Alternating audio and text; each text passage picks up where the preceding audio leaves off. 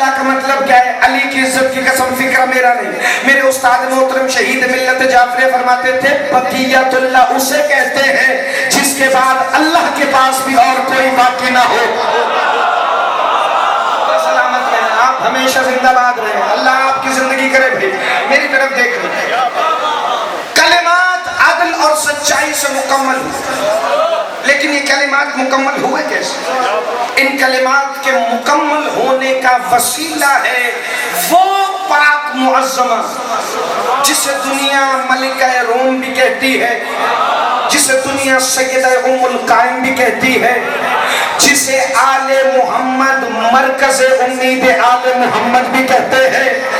یاد رکھنا صرف یہ نہیں، وہ بی بی اتنی عظمت کی مالک ہے کہ وہ جو روم کے بادشاہ کی بیٹی ہے، حقیقت میں وہ سرکار عیسیٰ علیہ السلام کے وسیع حضرت شمعون پطرس کی پاک عطرت سے ہے، چونکہ بی بی کے آباء و اجداد حضرت عیسیٰ کے حواری تھے، اسی لیے جب بھی تمہارے 12ویں آقا اپنی پاک اماں کی زیارت کرتے ہیں تو یہ فکرہ پڑھتے ہیں السلام علیکہ وآبائک الحواریون، میرا سلام ہو آپ پر اور آپ کے آباء پر جنہوں نے عیسیٰ کی مدد کی تھی۔ آپ سدا سلامت ہیں، آپ کے کیا کہنے ہیں، آپ سدا زندہ باد رہیں۔ جو بندے حیران ہیں ذرا میری طرف دیکھنا،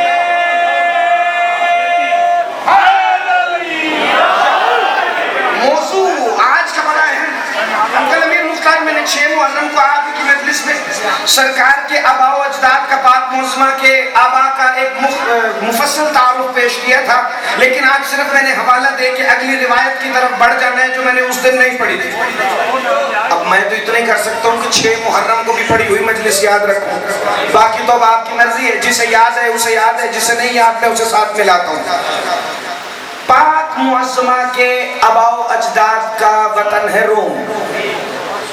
اس وقت روم ایک سلطنت تھی، اب تو ایک شہر ہے، اور مقدونیہ اس کا دارالحکومت تھا۔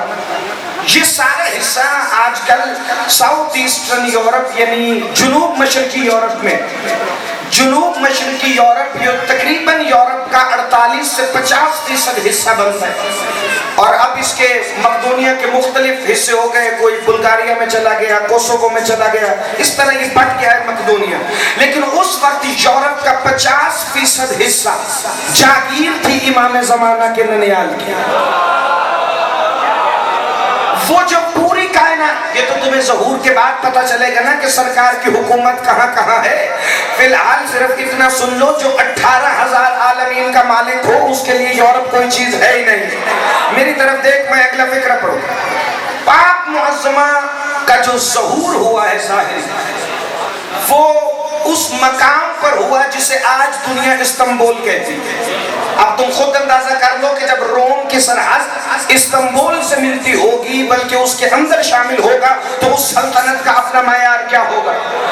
پاک معظمہ کے جو آباء و اجداد ہیں وہ حضرت عیسیٰ کے اوصیاء، حضرت عیسیٰ کے جناب یحییٰ کے بعد جو سب سے اہم وسیع گنے جاتے ہیں وہ جناب شمعون پطرس، احمد جنہیں بائبل میں سینٹ سائمن پیٹر کہا جاتا ہے، وہ شہنشاہ ہیں جناب شمعون، جن کے لیے حضرت عیسیٰ بھی اٹھتے تھے۔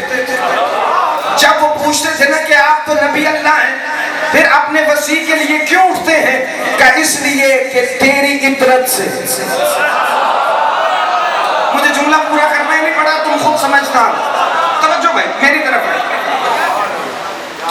کیونکہ جب شروع میں حضرت عیسیٰ جایا کرتے تھے نا تبلیغ کرنے کے لیے، تو وہ گلیوں اور بازاروں کی تبلیغ الگ ہوتی تھی، محفلوں کی تبلیغ الگ ہوتی تھی۔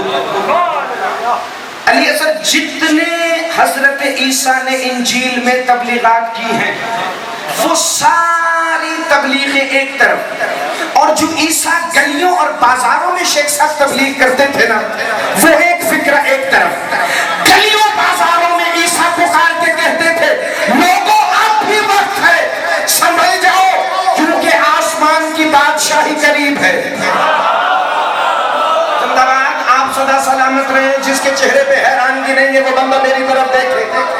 لوگوں سمجھ جاؤ آسمان کی بادشاہی بڑی قریب ہے۔ آسمان کی بادشاہی کے قریب ہونے کا مطلب کیا ہے تمہیں سمجھ آئے؟ حاکم نے حضرت یحییٰ کو پکڑ کے قید میں ڈالا، اس دن کے بعد حضرت عیسیٰ کے ساتھ اور کوئی نہیں۔ حضرت عیسیٰ کا حضرت یحییٰ سے تعلق یہ ہے کہ وہ آپ کے خالہ زاد بھائی ہیں۔ حضرت عیسیٰ اور حضرت یحییٰ جب آپس میں خالہ زاد بھائی ہیں، موسیٰ اور ہارون بھی آپس میں بھائی ہیں، تو مجھے تو 2 مثالوں سے سمجھ آ گیا کہ نبی کے وزیر نبی کے بھائی ہوتے ہیں، محلے والے نہیں ہوتے۔ زندہ باد جماعت کی جھولی سے مجلس اٹھائے، ذرا ہاتھ اٹھائے بھائی۔ حضرت عیسیٰ بیٹھے، حضرت عیسیٰ تبلیغ کرتے تھے اور کہتے تھے لوگوں سمجھ جاؤ آسمان کی بادشاہی بڑی قریب ہے، اس بادشاہی کے آنے کی تیاری کر لو۔ اور اسی اثنا میں حضرت عیسیٰ نے ایک منظر دیکھا، وہ منظر یہ تھا کہ سامنے آل داؤد کی نسل سے 2 نوجوان جھیل کے درمیان میں کشتی کھڑی کر کر مچھلیوں کو جال پھینک کے مچھلیاں پکڑنے کی کوشش کر رہے ہیں۔ نگاہ نبوت اٹھی، جزوی بطول کے بیٹے نے ایک دفعہ 2 نوجوانوں کو دیکھا۔ شیخ صاحب پتہ ہے میں لفظ جزوی استعمال کیوں کرتا ہوں؟ کیونکہ آج تک مولوی نے ہمارے نوجوانوں کو بھٹکایا ہے کہ رسول کی بیٹی بھی بطول ہے، جناب مریم بھی بطول ہے۔ نہیں، جناب مریم جزوی بطول ہے، رسول کی بیٹی کلی بطول ہے۔ جسے سمجھ نہیں آئی میں اپنے عقیدے کا فکر کروں، عیسیٰ کی ماں صرف بطول ہے، حسین کی ماں جسے چاہے اسے بطول بنا دے۔ تقی رضا اللہ آپ کی زندگی کرے۔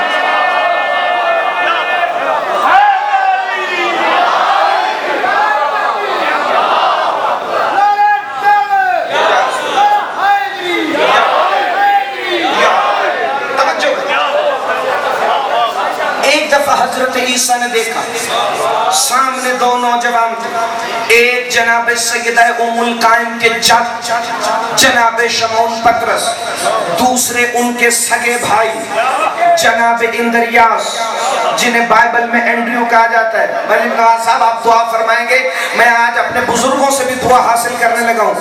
وہ دونوں بھائی جناب شمعون پطرس اور ان کے سگے بھائی جناب اندریاس، یہ دونوں مچھلیاں پکڑ رہے تھے۔ کیا ہوئے؟ حضرت عیسیٰ کے وصی بنے۔ کیسے بنے میں بتانے لگا ہوں، لیکن آگے بڑھنے سے پہلے احمد میں ان کو ایک نکتہ آج سمجھاتا چلوں اور اپنے بزرگوں کی دعائیں لے لوں۔ 2 سلسلے نبوت کے حضرت ابراہیم سے چلے ہیں، ایک جناب اسماعیل سے، ایک جناب اسحاق سے۔ جو حضرت اسماعیل سے سلسلہ چلا ہے اس میں محمد مصطفیٰ تک ہاتھی تو آتے رہے ہیں، لیکن نبوت کا عہدہ کسی کو نہیں ملا۔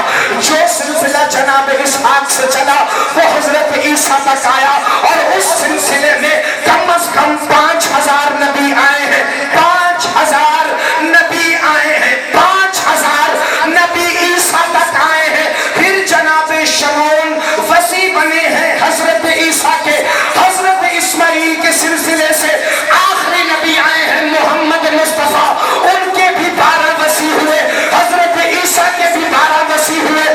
وہاں جناب شمعون وصی ہیں، یہاں امام حسن عسکری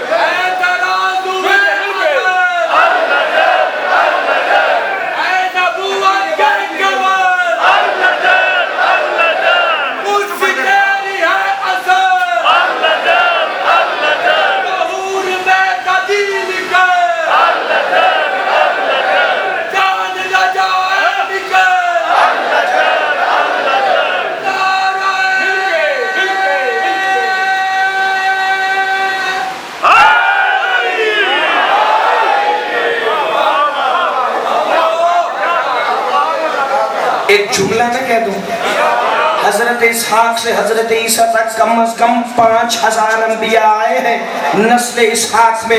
پھر عیسیٰ کے وسیع بنے شمعون پطرس، پھر ان کی عطرت میں آئیں سیدہ ام القائم. اس بی بی کا تعارف میں کیا کروں جس کے تعارف کے لیے اللہ پہلے 5000 نبی بھیجے. جس کے اوپر سے جملہ گزر گیا اس سے میری بات ہی نہیں تھی. جس معظمہ کے تعارف کے لیے اللہ نے تمہید کے طور پر 5000 نبی بھیجے ہو، اس بی بی کا نام ہے سیدہ ام القائم. یا تو تمہیں پتہ نہیں کہ میں کیا پڑھ رہا ہوں، جسے پتہ ہے پھر وہ بندہ جان بوجھ کے چپ ہے. حضرت عیسیٰ نے نگاہ نبوت سے دیکھا، دونوں بھائیوں نے مچھلیوں کا جال پھینکا ہوا تھا. عیسیٰ کی نگاہ انتخاب رکی. مریم کے سکھائے ہوئے نادر علی کے سبق نے عیسیٰ کے وجود پہ کام کرنا شروع کیا.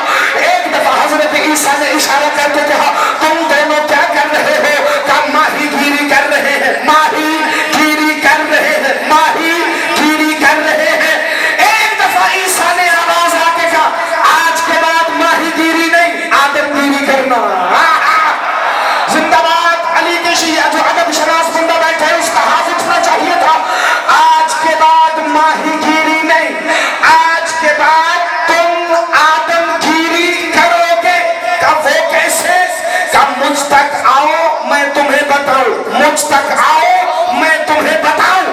حضرت عیسیٰ نے جو کہا نا مجھ تک آؤ تو جناب شمعون پطرس نے فرمایا اے عیسیٰ ہم آپ تک کیسے آئے؟ ہم تو پانی کے درمیان میں کھڑے ہیں. کہا پانی پہ چل کے آؤ.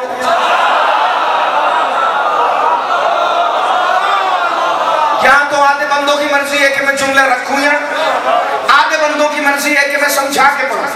لیکن جو کہہ رہے ہیں نا سمجھا کے پڑھوں، ان کے چہرے پر ساتھ ساتھ ہلکی ہلکی مسکراہٹ ہے، اس لیے میں فکرہ پڑھنے ان کے لیے لگوں. کہا پانی پر چل کے آؤ. کہا ہم پانی پر چلے کیسے؟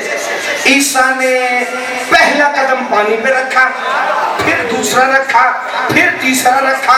چند قدم عیسیٰ چل کے پانی پہ اسی طرح پیچھے آئے.